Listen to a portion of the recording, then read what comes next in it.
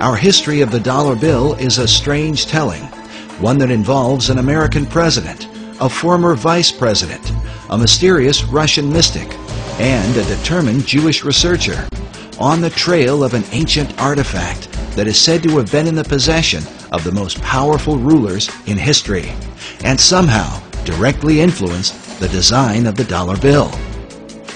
As incredible as it seems, it's believed this mysterious object could mark the beginning of Armageddon. There's going to be a bloodbath there.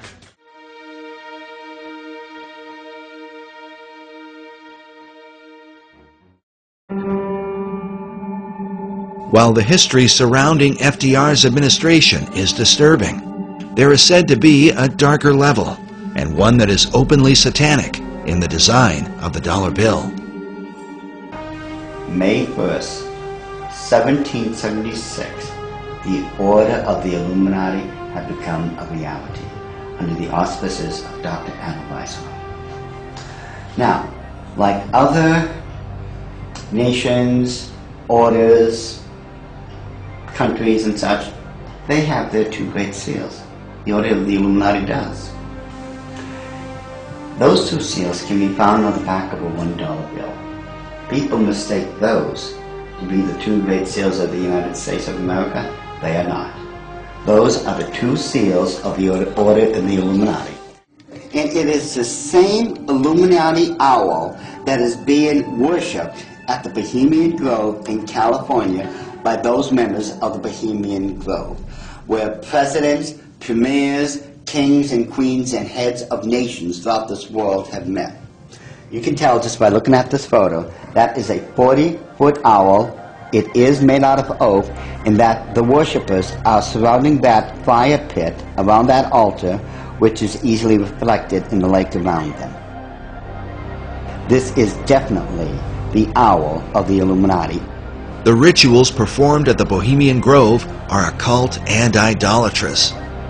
One of them, called the cremation of care, is supposed to be a mock human sacrifice, though some suggest that real killings take place. When President Nixon was there, he commented about the extreme homosexual environment at this all-male boys' club. Among other powerful American leaders who have been spotted at the Grove are Ronald Reagan, Dwight Eisenhower, Jimmy Carter, Newt Gingrich, and George Bush Jr. and Sr. But the owl seems to be a major symbol for the secret societies, as they are found repeatedly inside government buildings in Washington, D.C.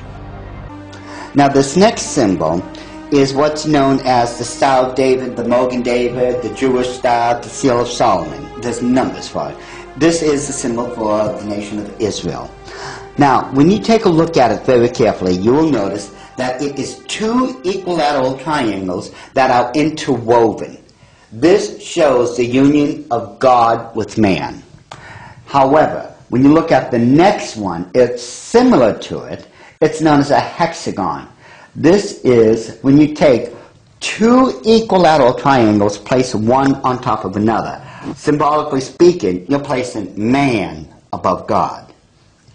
Now, this next symbol is the foulest, the most evil of all symbols in the occult world. There is nothing that can even come close.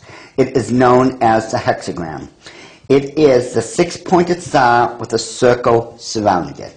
It is this symbol that must be used during high ceremonial magic or high ceremonial witchcraft when you are summoning up demons to this plane of existence. The use of the hexagram is said by Doc to be very symbolic and seems to represent the occult concept of a Christ figure, just as the Maitreya was for Nicholas Roerich and Henry Wallace. But what Christ do they mean? Doc believes the pattern of hexagrams in the design of the dollar bill provides the clue. Once we connect all the 13s, it becomes very apparent where the second hexagram can be found. And this one, which is very obvious, already comes with a circle around it.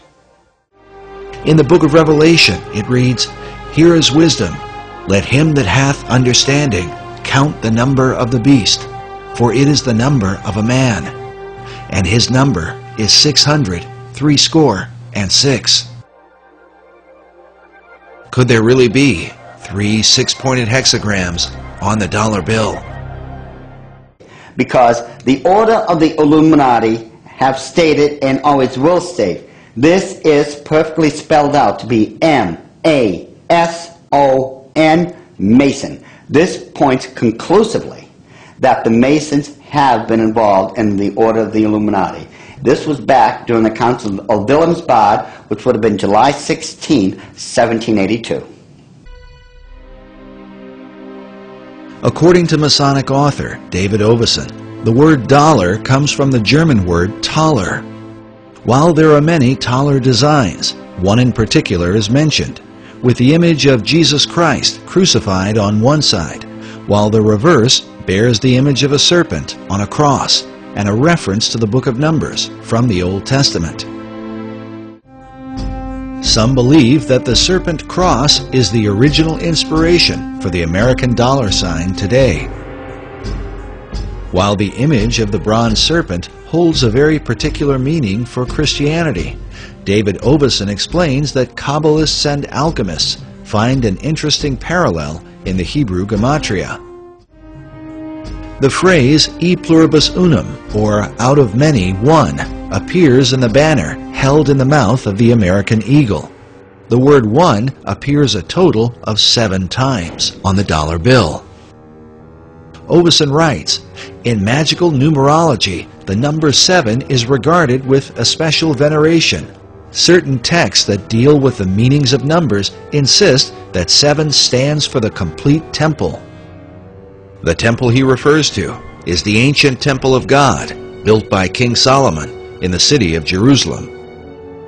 Oveson goes on to say that the concept of a complete temple is symbolized by the unfinished pyramid of the Great Seal, where the symbol of a Messiah figure is also shown with the all-seeing eye, representing the capstone that will one day complete the pyramid. In other words, when the Messiah emerges, then will the temple be complete. But just who this Messiah will be is the subject of intense debate, and the clues to his identity are said to be related to the temple itself. When does that temple get built?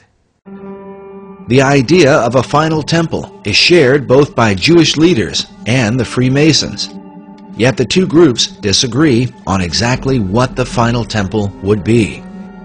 There is a common history here and a common longing. They'll never end up with the same temple. Jewish wishes for the final temple really don't resemble what Masons want to have built on the Temple Mount, which is a replica of Solomon's temple. It, to me, makes perfect sense that the new Atlantis, as understood in the Baconian tradition, involves the final temple, the spiritual headquarters, if you will, of the new Atlantis. It was also Hall who taught that the American eagle was a cleverly disguised phoenix bird. In his writings, he documents this account from the 1st century A.D.